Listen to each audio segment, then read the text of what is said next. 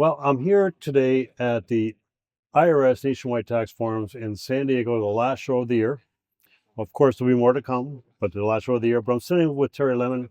Terry, tell us, first of all, what is your role with the IRS and a little bit about your goals this year? So I'm the Chief of Communications and Liaison at the IRS. And basically what that means is we deal with communications and outreach to the agency, everything from dealing with news media, but also interacting with the tax professional community, as well as Congress and other partners.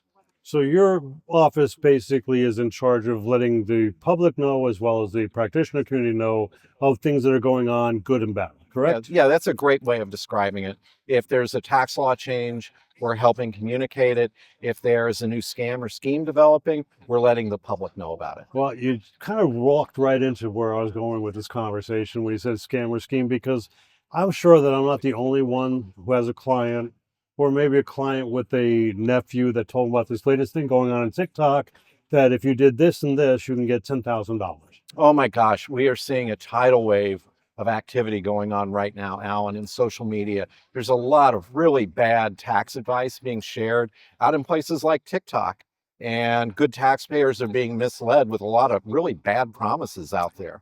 And I think it's important to recognize what's good and what's bad, and the IRS knowing that they're out there, because I know that I've run into this myself, Terry. I'm sure you've heard plenty of stories from other practitioners where clients were Yeah. taken it. Forget the scam and scheme, but the other scams and schemes where I got a call the other day on my cell phone that my tax debt was being relieved, and I didn't even know I had one. I'm sure you were quite relieved to hear that, Alan. I was. But back on point, these tax scams and schemes that are out there, what are the more prominent ones that you're aware of? And how can the practitioner community help notify the IRS with things that they're hearing about as well? Well, we're seeing a lot of kind of old schemes that are being repackaged and repurposed to, take advantage of social media. The fuel tax credit one is out there. It's a legitimate tax credit, but it's very limited, like agricultural and some off-road uses. But, it's being applied, and people in urban areas, for instance, that, don't even remotely qualify are being lured in to applying for it.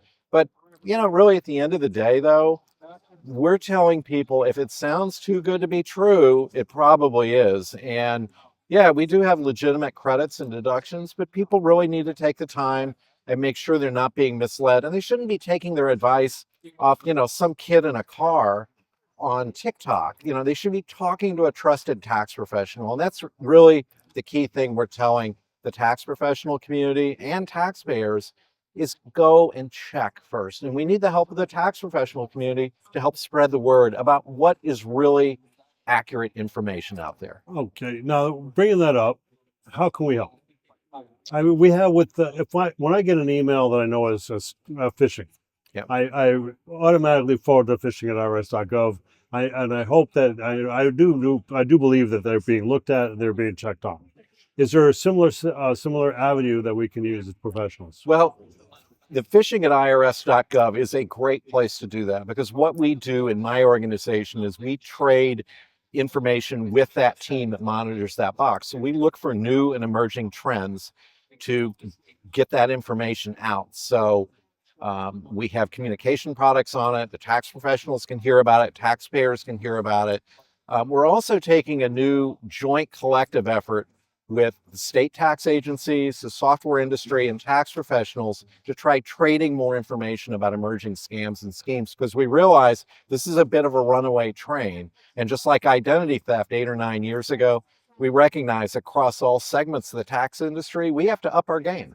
Well, that's great. That's great. Now, it's been a great conversation, Terry. I do appreciate your time. I know it's valuable. Before we go, anything else you'd like to share with us? Well, I just think at the end of the day, people need to be careful about scams and schemes. And people in the tax professional community, we're going to try providing more information so that if they have a client come in and not convinced about a scam is legitimate or not, we want to provide the information to give a backstop to tax professionals. So it's not tax professionals sharing the bad news. They've got information from the IRS that can help educate their clients what's a good credit and what's a bad scheme. Great. Terry, thank you so much for joining me today. I do appreciate it. And I look forward to hearing more from you in the near future. Great. Thank you, Thank Alan. you. Appreciate everything you do. Thank you.